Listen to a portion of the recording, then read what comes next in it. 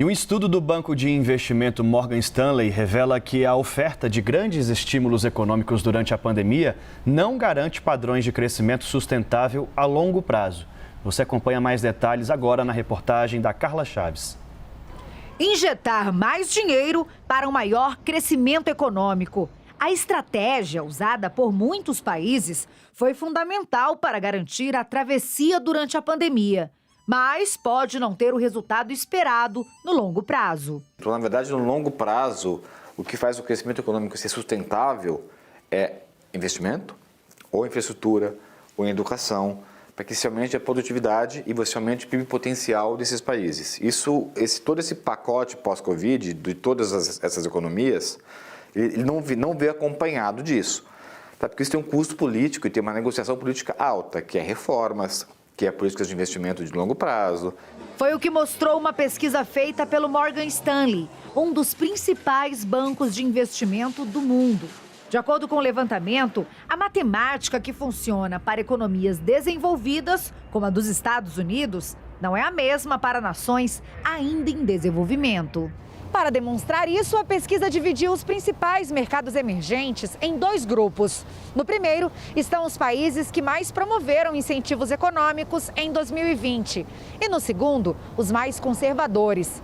O resultado? As nações que gastaram mais foram as que tiveram recuperações mais fracas. Então, a necessidade de gastar mais por conta da pandemia piorou a dívida pública.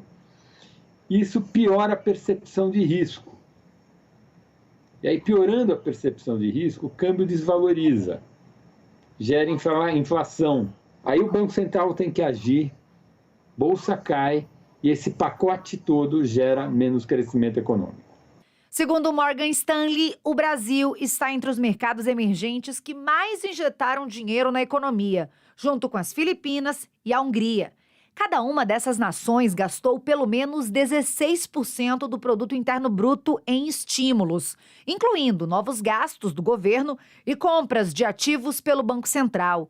De acordo com a pesquisa, para estes países, os efeitos colaterais, como maior inflação, desvalorização da moeda e aumento da taxa de juros, são maiores. Após a pandemia, você vai ter um período de mais inflação, mas um patamar de dívida PIB mais alto do que pré-pandemia. Então, para você ajustar as contas públicas, vai demorar um tempo. Isso politicamente custa. Então, necessariamente, o que acontece? Esses países vão entrar em 2022, 2023 com maior risco, com uma maior aversão do investidor estrangeiro em investir em países com uma dinâmica ruim de dívida. Com base na previsão do Fundo Monetário Internacional, o déficit governamental, no fim deste ano, também piora para os que gastam muito com o estímulo econômico, quase 7% do PIB, contra 6% para os que gastam menos. No Brasil, desde o início da pandemia, um dos principais desafios é conseguir equilibrar o pagamento dos auxílios, que são fundamentais para milhões de brasileiros, com medidas que garantam o crescimento econômico. Dado que a gente, por conta da epidemia, teria que gastar mais, teríamos que aumentar a dívida pública, para que nós não tivéssemos efeitos colaterais, nós teríamos que, simultaneamente, aprovar um pacote de medidas que sinalizasse que, ao longo do tempo, lá na frente, essa dívida pública iria reduzir. Por isso, no cenário de hoje, aprovar reformas estruturais para modernizar as economias é fundamental. No caso do Brasil, isso inclui as reformas administrativa e tributária, por exemplo.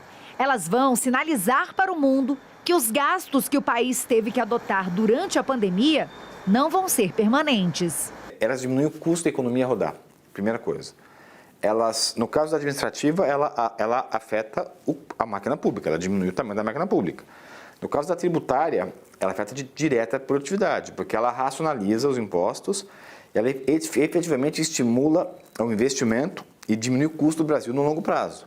Então, do ponto de vista de empresário, fica mais racional, mais barato e mais produtivo investir no Brasil. Para este economista, o Brasil só vai conseguir garantir o equilíbrio nas contas e um crescimento real a médio e longo prazos quando passar a tratar com urgência o que é prioridade: as reformas econômicas.